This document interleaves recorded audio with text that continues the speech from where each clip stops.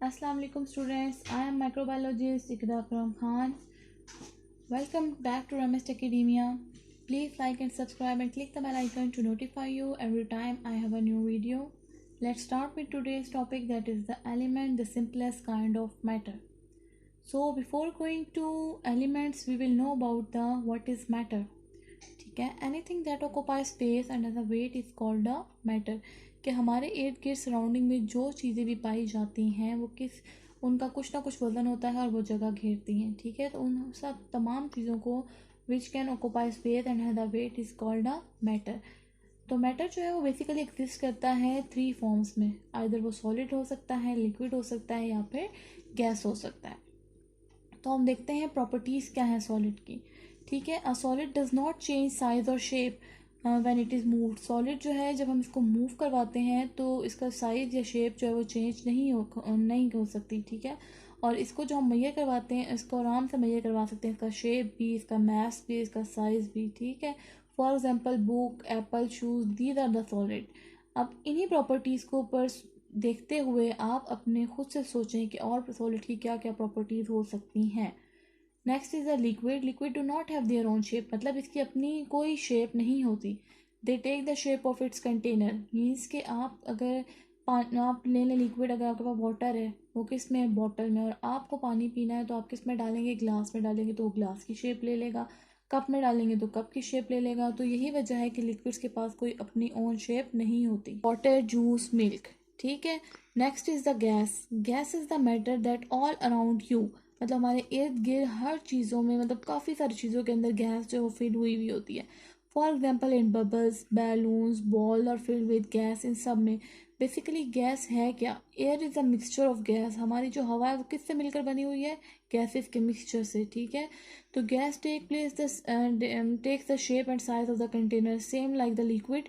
इसमें भी यही बात है कि अगर आप उसको किसी पाइप में से गुजारेंगे तो गैस वही शेप ले लेगा, किसी टैंक में गुजारेंगे तो वही शेप ले लेगा। ठीक है, तो इसकी कोई अपनी शेप नहीं होती, जिस चीज़ में इसको डाला जाए वही शेप ले लेती है। Next is the element. Element is the simplest kind of matter, और तमाम मैटर जो है वो चार चीज़ों से मिलकर बने हुए हैं, air, water, fire and earth. ठीक है, और हमारे पास जो 90 एलिमेंट्स हैं वो नेचुरली तौर पर एग्जिस्ट करते हैं। टोटल 118 हैं, तो बाकी जो 28 एलिमेंट्स हैं वो आर्टिफिशियली तौर पर क्रिएट किए गए यानी कि मैन मेड है। ठीक, नेक्स्ट इस एलिमेंट को हम कैसे डिफाइन कर सकते हैं। Element is substance which can not be split into two और more simpler substances by a chemical reaction. मतलब एलिमेंट एक छोटा पार्टिकल होता है जिसको मज़ीद हम स्प्लिट नहीं कर सकते दो या दो से ज़्यादा सब्सटेंस में। और एलिमेंट जो है वो अकेला कुछ भी नहीं कर सकता, तमाम एलिमेंट्स कंबाइन होकर ही हमारी बॉडीज़ बनाती हैं, वर्ल्ड बनता है, सन बनता है, इंटायर के whole universe is depend upon the elements. If there is no element there is no existence of anything.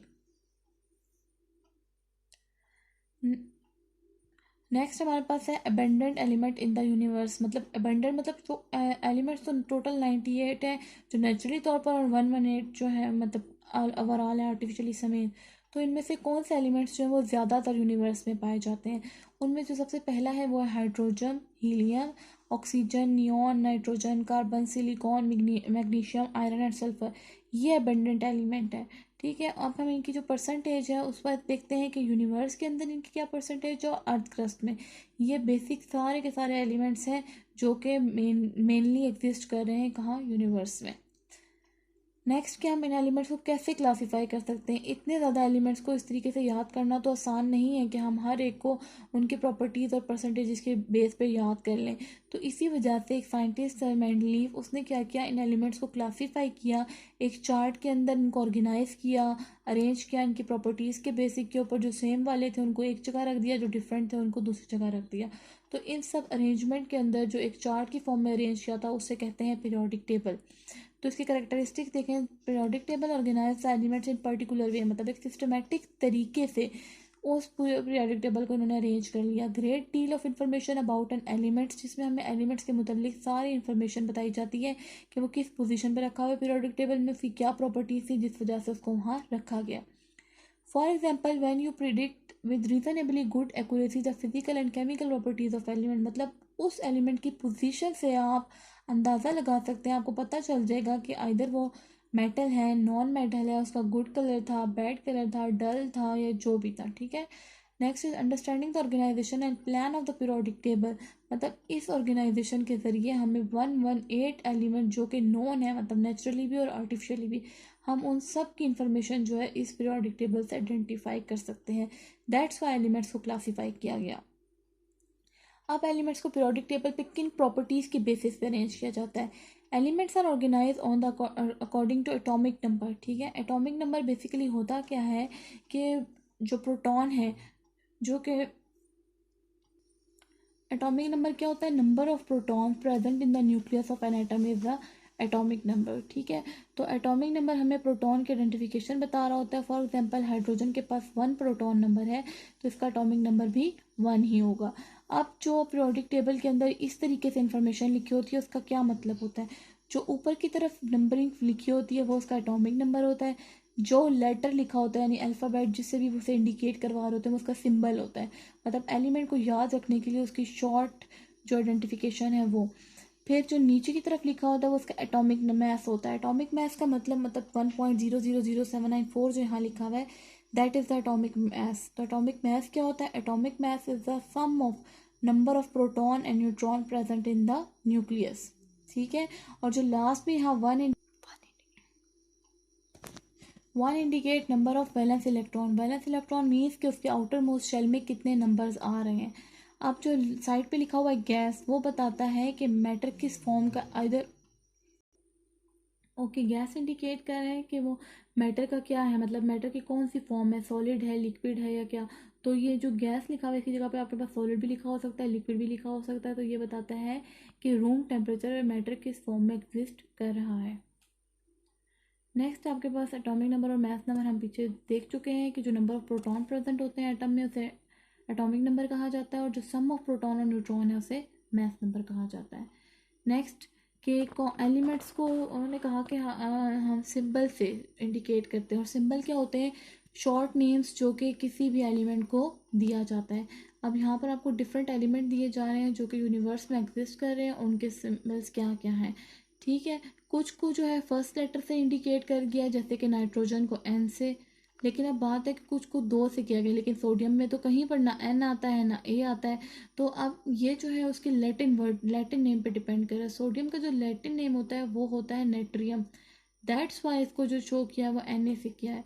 Chlorine में C L, carbon C, cobalt में भी सी ओ, नियॉन में एन ई, फर्स्ट 2 लेटर से, gold का A you, ये भी इसके Latin name पे डिपेंड कर रहा है। सिल्वर में भी ऑक्सीजन का फिर वो आ जाता है, मतलब सारे एलिमेंट्स इनके इसी तरह उनके लैटिन नेम पे या उनके फर्स्ट लेटर पे डिपेंड करते हैं।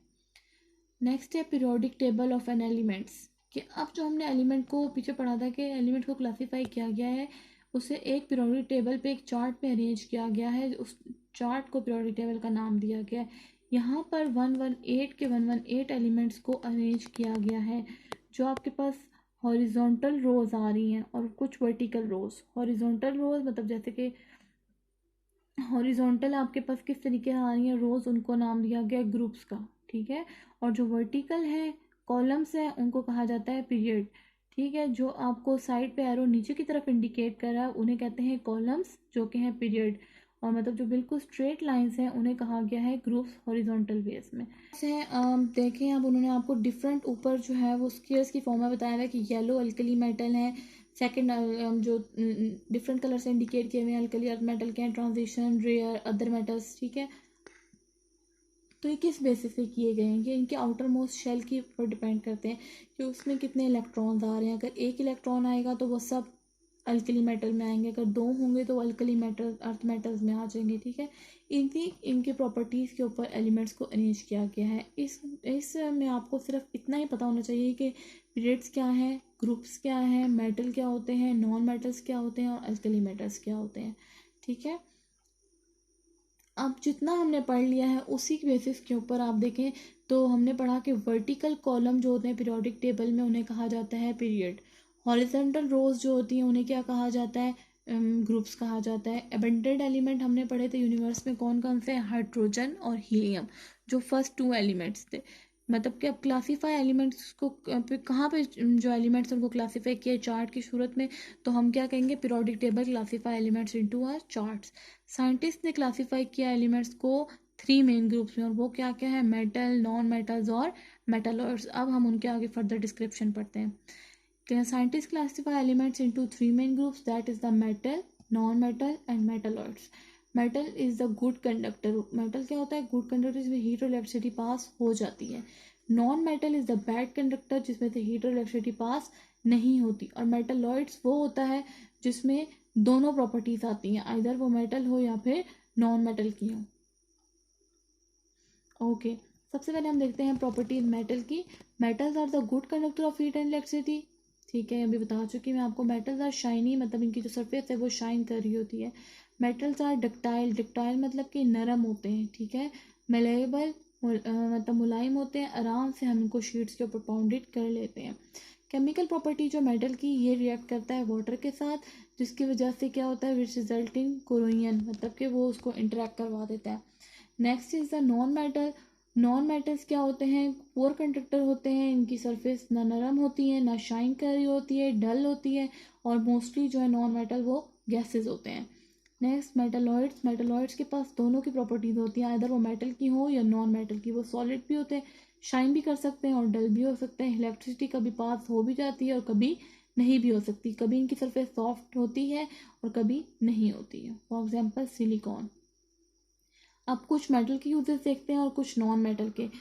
तो जो मेटल की यूजेस है उनमें हमारे पास जो मोस्टली मेटल आता है वो गोल्ड, कॉपर और एल्यूमिनियम होता है। ठीक है, गोल्ड को हम ज्वेलरी और ऑर्नामेंट मतलब बनाने में काम आते हैं। क्यों? क्योंकि इनकी सरफेस शाइनी होती है।